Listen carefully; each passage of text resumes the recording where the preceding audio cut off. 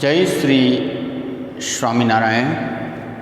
Standard 8 social science chapter number 4 supreme court. Dear student, in our previous lectures I have taught you about the Supreme Court. It is our highest court. Today I am going to explain about works of Supreme Court and one of case solution and conflict of Narmada cases. Dear student, आज हम लोग आपको supreme court के क्या work हैं और एक ये नर्मदा डैम का एक केस के बारे में आपको एक्सप्लेन करके बताएंगे। तो देखिए, first supreme court of India is in Delhi. सबसे पहली बात, हमारे देश की जो सुप्रीम कोर्ट है वो दिल्ली में स्थित है। तो where is our supreme court situated? तो our supreme court of our nation या our is in Delhi. It is the highest among all the nation court. नेशन की जितनी कोर्ट्स हैं उनमें हमारी सबसे बड़ी court. It was started in India 28 January 28 Jan 1950 है ना। 1950 को स्टार्ट हुई है हमारी ये हाईएस्ट। देखो 20 जनवरी 1950 supreme court holds the right of implementation of fundamental right given to us. जो हमें फंडामेंटल राइट्स दिए हैं उनका इम्प्लीमेंटेशन करने का अधिकार है। और एनी सिटीजन और इंस्टीट्यूशन कैन फाइल, कोई भी इंस्टीट्यूशन हो या कोई व्यक्ति फाइल कर सकता है petition in supreme court to avail justice. न्याय को प्राप्त करने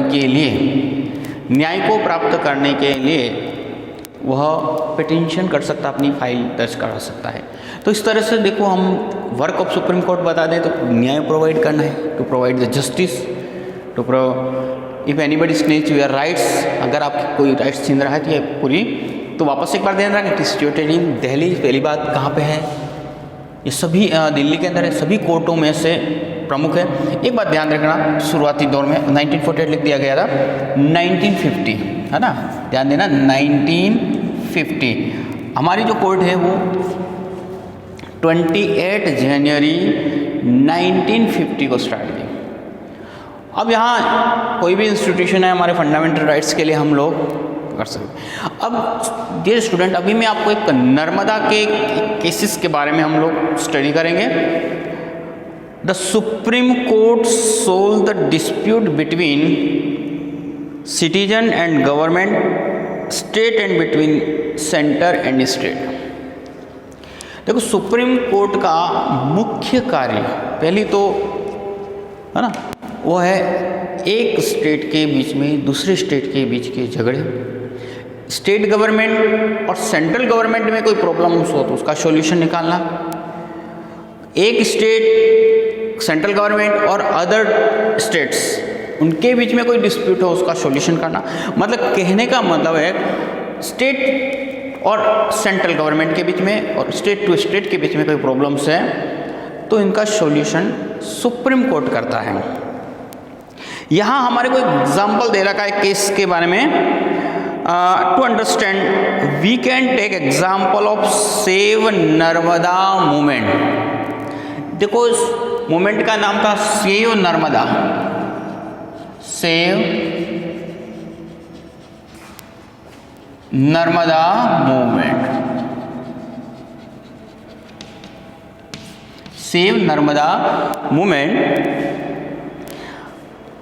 देयर, अब यहाँ जो केस है उसको केस के बारे में समझना।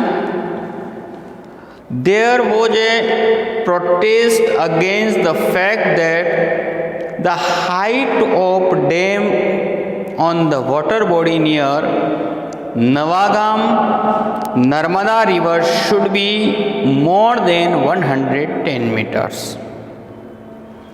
अब देखिए, as you everyone know, Narmada जो प्रोजेक्ट है हमारा गुजरात का सबसे बड़ा प्रोजेक्ट टू प्रोड्यूस इलेक्ट्रिसिटी और वाटर सप्लाई के लिए है। ये नर्मदा प्रोजेक्ट के अंदर प्रश्न उठा था उसकी हाइट को बढ़ाने से। देखो, यदि हाइट बढ़ती है ना, मान लो इसका जो फैलाव है रिवर का यहाँ तक है, तो अगर यहाँ से हम लोग हाइट यदि बढ़ाते हैं तो पानी का जो फैलाव है वो ज़्यादा बढ़ेगा। इस केस के अंदर जो प्रॉब्लम है, the people who live in this area, ये जो क्षेत्र के अंदर रहते हैं, अब उनकी ज़मीन, उनके घर सब बर्बाद होते हैं।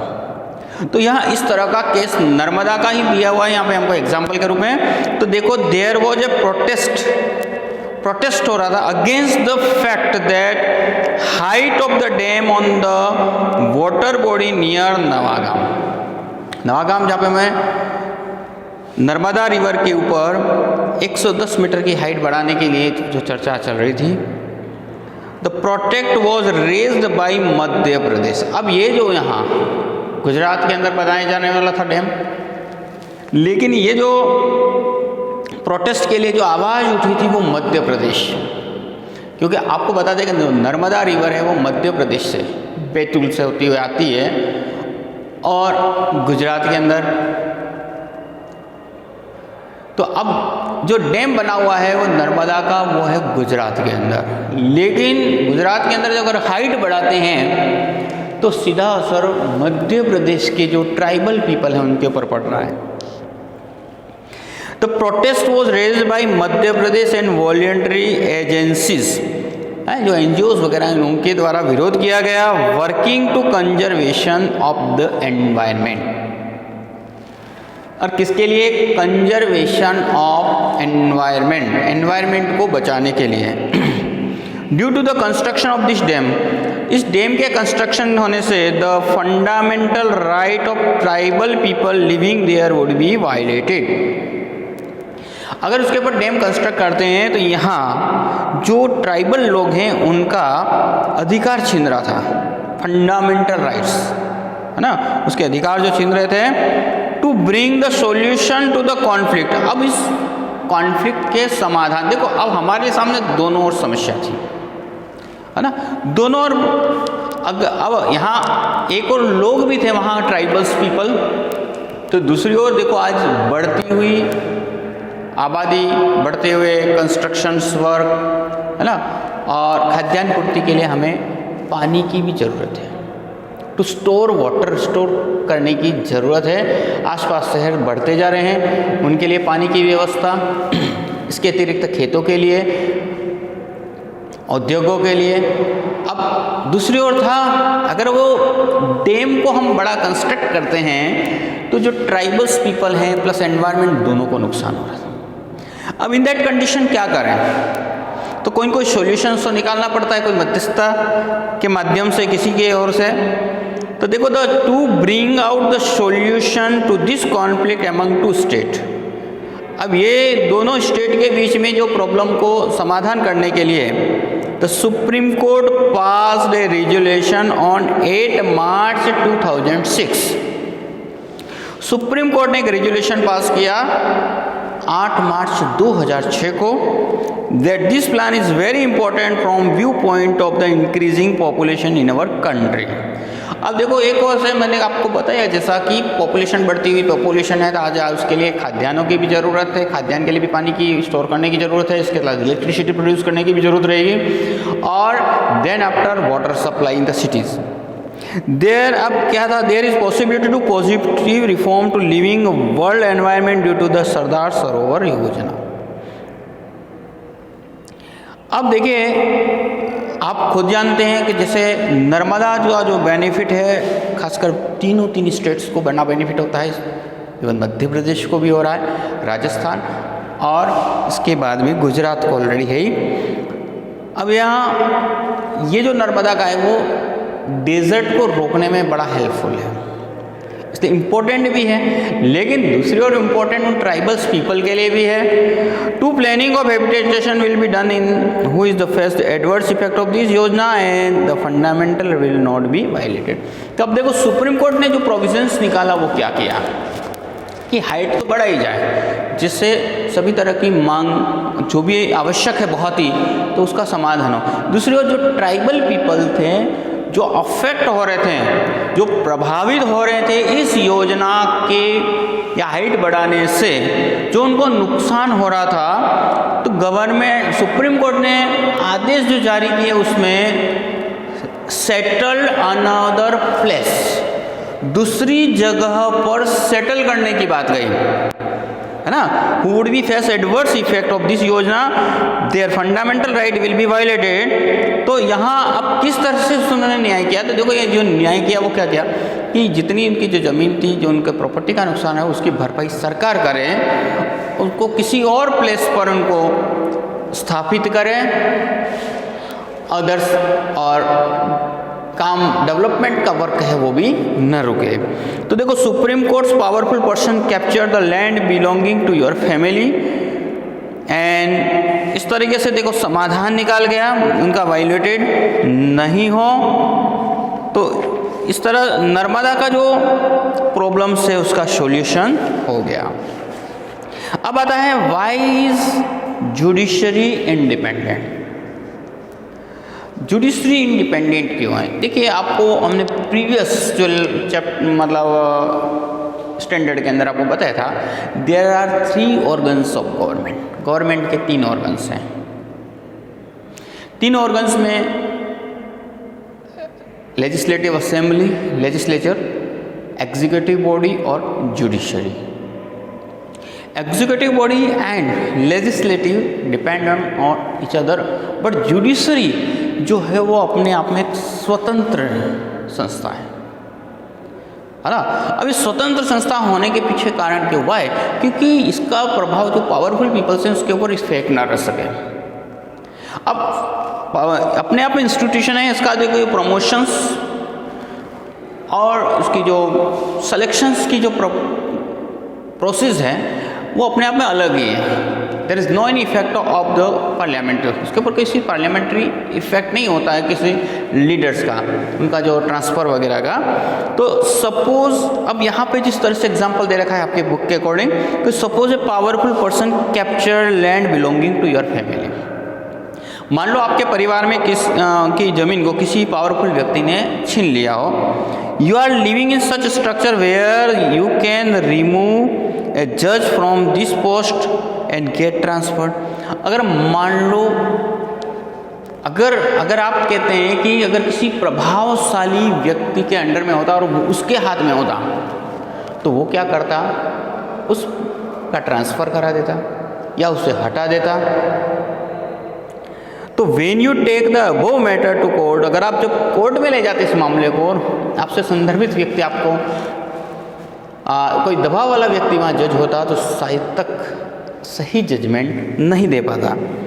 If strong person has control over the जज, यदि कोई स्ट्रॉन्ग व्यक्ति कंट्रोल रखता जज के ऊपर तो he can not take any decision independently, तो उसका इंडिपेंडेंटली स्वतंत्र रूप से वो जज नहीं कर सकता, वो सही रूप से न्याय नहीं दे सकता। Judiciary deprived freedom to will force to जज to give the judgement in favour of powerful person.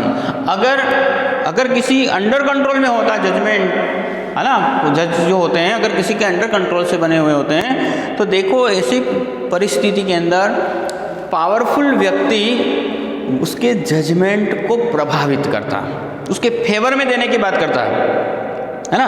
Will always force the जज to give the judgement in the favour of powerful person. Powerful person है ना, जो शक्तिशाली व्यक्ति है उसके पक्ष में दिलाने का प्रयास करता है।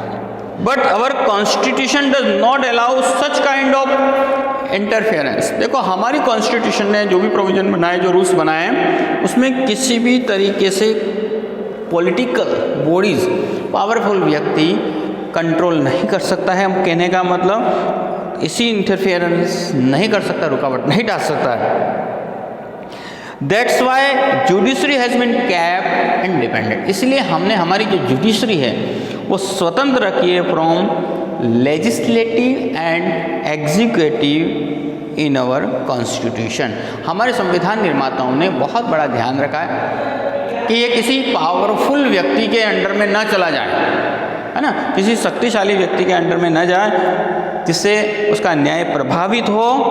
तो उसके लिए देखिए पूरी जो व्यवस्था है, सो द जज are appointed in high court and supreme court is difficult to remove them, उनको डिफिकल्ट हो जाता है रिमूव करना from their place and post if the individual feels that his fundamental rights are being violated he can go to the court. तो हर व्यक्ति जो अगर उसको यूँ लगता है कि उसके जो राइट्स हैं वो वायलेट हो रहे हैं, अगर ऐसा लगता है तो he can go to the court. एक बार वापस से इंडिपेंडेंट का मतलब ये समझ लेना कि देखो हमारे देयर आर 3 ऑर्गन्स, 3 ऑर्गन्स है गवर्नमेंट के, legislature, executive body and judiciary.